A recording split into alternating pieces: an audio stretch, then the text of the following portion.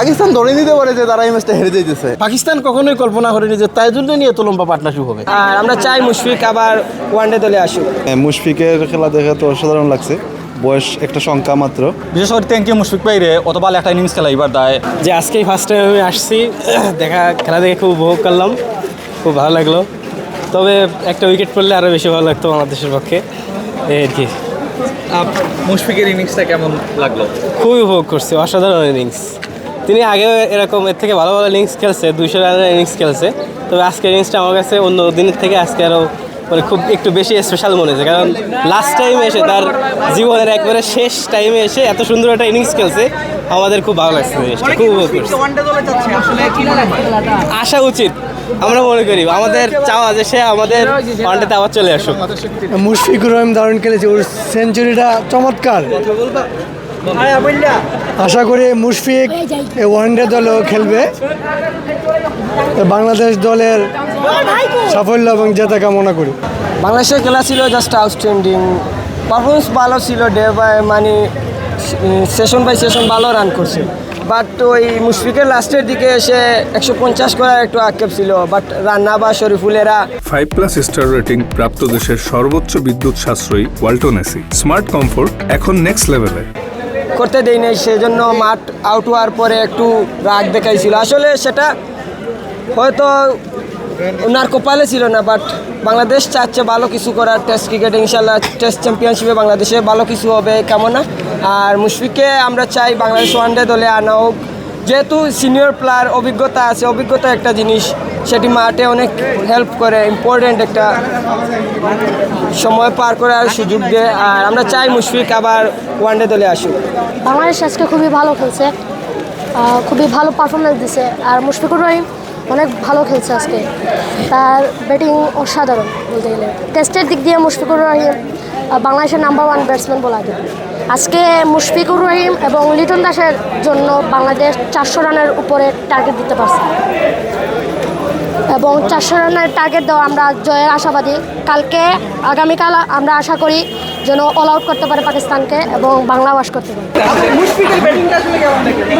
ভালো লাগছে। কি মনে হয় এই টেস্ট ম্যাচটা কে জিতবে? অবশ্যই বাংলাদেশ জিতবে। বাংলাদেশ।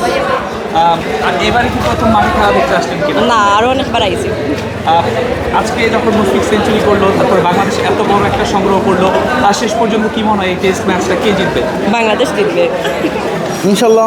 আমার কাছে মনে হয় বাংলাদেশ এই ম্যাচটা আগের ম্যাচের মতো ধারাবাহিকতা বজায় রাখবে, এই ম্যাচটা জিতবে।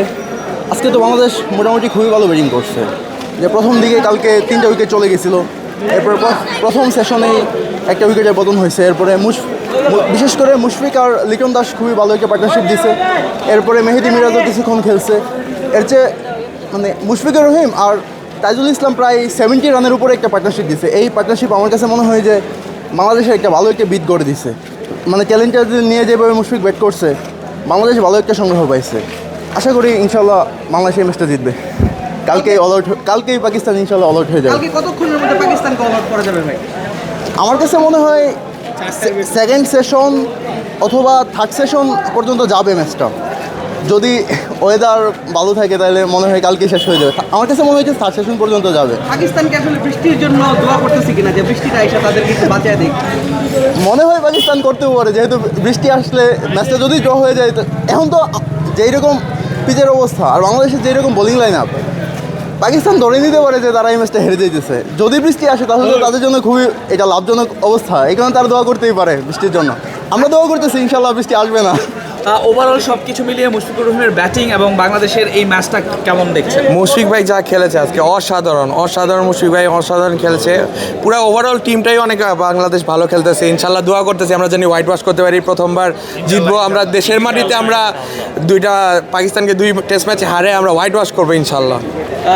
একটু যদি বোলিংয়ের সাইডটাতে আসি, বাংলাদেশের যে পেস ইউনিট এটা সাম্প্রতিক সময়ে দুর্দান্ত করছে। অবশ্যই। কি মনে হয় বাংলাদেশ পাকিস্তানকে কালকে কতক্ষণের মধ্যে অল আউট করবে? আমাদের এখন পেস ইউনিট ওভারঅল ওয়ার্ল্ডের মধ্যে one of the best pace unit আছে, যা আছে রানা ভাই আছে, যারা আছে 150 কিন্তু কম না। পাকিস্তান দোয়া করবে, ভয় পাবে না রানাকে, যে রানাকে জানি ওরকম উইকেট না পায়। কিন্তু আমরা আশা করতেছি রানা ভাই খেলে দিবে কালকে, সেই খেলা দিবে ইনশাল্লাহ। আর বৃষ্টি নাই হোক, আমরা দোয়া করি ইনশাল্লাহ। দোয়া করবেন। কেমন লাগলো আসলে আজকের ম্যাচটা? হ্যাঁ ভালো লাগছে। মুশফিকের ব্যাটিংটা কেমন উপভোগ করেছেন? হ্যাঁ খুবই ভালো। দেখতে পাচ্ছি একজন খুদে ক্রিকেটারকে নিয়ে এসেছেন, আসলে তাকে নিয়ে প্রত্যাশাটা কি? তাকে নিয়ে প্রত্যাশা সেও একদিন মাঠে খেলবে, এরকম ইন্টারন্যাশনাল জাতীয় স্টেডিয়ামে কোনো মানে খেলবে, এটা আমাদের প্রত্যাশা। এই জন্য আসলে একে নিয়ে আসা। আর কার মতো মানে আপনি কার মতো তাকে চান, যে কার মতো খেলুক, বোলার বা ব্যাটার? সাকিব আল হাসান। আমরা যদি একটু ওর কাছে জিজ্ঞেস করি যে তুমি কার মতো হতে চাও?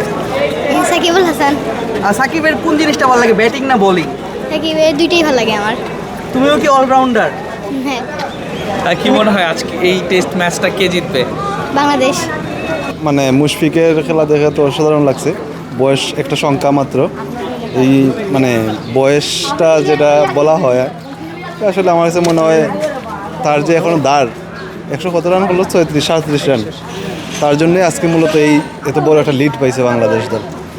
আশা করি আগামীকালকে পাকিস্তান দলরে গুটিয়ে দিবে, বাংলাদেশ মানে হোয়াইটেশ করবে আর কি পাকিস্তান। মুশফিকুর রহিম জাতীয় দলে মানে ওয়ানডে দলে আসার প্রস্তাব ফিরিয়ে দিয়েছে, খেলা ভালো লাগে, এটা কি আপসেট কি দেখতে?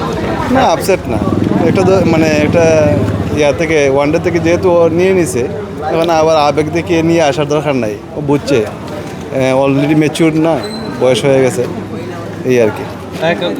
ভাই বাংলাদেশের বোলিং লাইন আপটাকে কেমন দেখছেন? কি মনে হয় কালকে পাকিস্তানকে কতক্ষণের মধ্যে অল আউট করে দিতে পারবে? আমার দেখা মতো এখন পর্যন্ত সেরা বোলিং লাইন আপ মনে হয় বাংলাদেশে। দুইটা মানে মিডিয়া কি স্পিনার আছে, মিরাজ আর তাইজুল, আর 3টা ফাস্ট বোলার আছে, সবাই অসাধারণ করতেছে। এর আগেও তো ফার্স্ট ইনিংসে তো আমরা দেখলাম, আর নাইট তো ফাটিয়ে দিল। সিলেটে ম্যাচ শুরু হওয়ার আগে, টেস্ট শুরু হওয়ার আগে অনেক প্রেডিকশন ছিল, আকাশ বৃষ্টি হবে, কিছুই হলো না, কিন্তু দেখা যাচ্ছে পাকিস্তান হারার লক্ষ্যেই যাচ্ছে। সিলেটের ওয়েদার আনপ্রেডিক্টেবল। দিনের বেলায় আসলে বৃষ্টি থাকে না, ওইটা মানে অনেক দিন বোঝানো যায় নাই, অনেকে বোঝানো মানে হয়তো অনেকে বুঝে নাই, বাট এখন তো বোঝা যাচ্ছে। 96 মনে হয় ওয়েদার প্রেডিকশন ছিল, বৃষ্টি হওয়ার সম্ভাবনা। এই লাস্ট 3 দিন যাবৎ তো আর বৃষ্টি হয় নাই, মানে ফুল ডে ম্যাচ চলছে, এই আর কি। সিলেট এমনই। আলহামদুলিল্লাহ, খেলা দেখে বাংলাদেশের ভালো লাগছে। আমরা মনে করছিলাম হয়তো 270-80 হয়তো হইতে পারে বাংলাদেশের লিড, বাট আমরা মানে প্রত্যাশা থাকি অনেক ভালো বাংলাদেশে ব্যাটিং করছে। আর বিশেষ করে থ্যাংক ইউ মুশফিক ভাইরে, অত ভালো একটা ইনিংস খেলা এবার দেয় এখানে। আর স্পেশালি তাইজুল ভাই ভালো সাপোর্ট দিয়েছেন মুশফিক ভাইরে, কথা দেয় তাই ভালো একটা ইনিংস খেলাইতে পারছেন। আর বাংলাদেশের যে মোটামুটি 437 রান লিড হয়েছে, ইনশাল্লাহ আমরা চিন্তা করছি যে বাংলাদেশ 250-60-এর ভিতরে তারা অল আউট করতে পারবো, আর ইনশাল্লাহ বাংলাদেশ ম্যাচ জিতবো ইনশাল্লাহ। আর আমরা খুশি বাংলাদেশ টিম অতদিন বাদে বালা খেলার, এখানে আমরা চাই ওলা কন্টিনিউ বালা খেলাই তো, আর আমরা ফিউচার আর বালা কিছু হইব আমরা টিমের দ্বারা ইনশাল্লাহ। আলহামদুলিল্লাহ, আমরা যে প্রত্যাশা নিয়ে আসছিলাম আমাদের প্রত্যাশা খুব ভালো পূর্ণ হয়েছে। বিশেষ করে মুশফিকের সেঞ্চুরি দেখা মানে আমরা গ্রেটফুলভাবে থ্যাঙ্কস দিচ্ছি মুশফিককে, এত সুন্দর রোল প্লে করে খেলানোর জন্য। লাস্টের দিকে বোলারদের নিয়ে, বিশেষ করে তাইজুলদের নিয়ে যে একটা লম্বা পার্টনারশিপ হয়েছে, প্রথম দিকে লিটন দাসকে নিয়ে এলকিডি নিয়ে যে সুন্দর যে বড় একটা পার্টনারশিপ হইলো, এগুলা বলা যায় যে বাংলাদেশের জেতার জন্য এই পার্টনারশিপগুলোই তাদেরকে পার্থক্য করে দিছে। পাকিস্তানকে একদম ব্যাকফুটে দিছে এলকিডির সাথে যে পার্টনারশিপ মুশফিকুর রহিমের হয়েছে, তারপরে তাইজুলরে নিয়ে যে পার্টনারশিপটা হয়েছে, এটা কিন্তু পাকিস্তান কখনোই কল্পনা করেনি যে তাইজুলরে নিয়ে এত লম্বা পার্টনারশিপ হবে। কিন্তু তাইজুলের এখানে বেশি থ্যাংক ইউ দিচ্ছি মুশফিককে এতটুকু সাপোর্ট করার জন্য। আর মুশফিকুর রহিমের জন্য আমরা লাস্টে একটু আনপ্রেডিক্টেবল হয়ে গেছিলাম এই জন্য যে তার 150টা হইল না।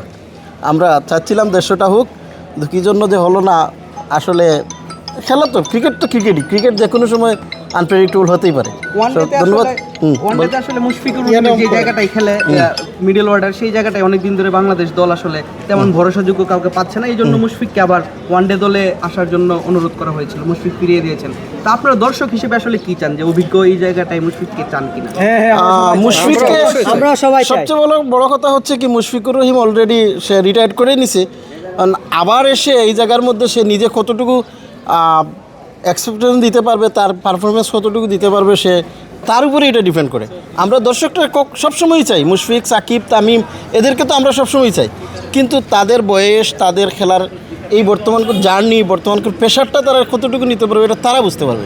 এজন্য আমরা চাই, কিন্তু তাদের এই প্রশ্নটার উত্তর শুধুমাত্র মুশফিক ভাই দিতে পারবে যে সে কামব্যাক করবে কি না। অলরেডি তো সে দিয়ে দিয়েছে উত্তর যে আমি কামব্যাক করতেছি না, কিন্তু আমরা চাই তাকে, কারণ এরকম এক্সপিরিয়েন্স একজন ক্যাম্পেইন এরকম একজন ক্লাসিক্যাল ব্যাটসম্যান যদি বাংলাদেশে থাকে তাহলে টিমের অলরেডি চেহারা চেঞ্জ হয়ে গেছে, আমরা টেস্টে দেখছি, তো ওয়ানডেতে হবে, এটা স্বাভাবিক ব্যাপার। তো মুশফিক হলে ভালো হয়, কিন্তু তাই বললে যে মুশফিককে আমরা জুড়ে নিয়ে আসবো এটাও চাই না, কারণ সে যদি চায় আমি খেলবো তাইলে আমরা তো ওয়েলকাম দিই, আমরা চাই, কিন্তু তার শারীরিক বর্তমান অবস্থার উপরে, তার খেলার অবস্থার উপরে, সে তার নিজের ফিটনেসের উপরে চিন্তা করে যদি সে ব্যাক করে আমরা তার ওয়েলকাম জানাই।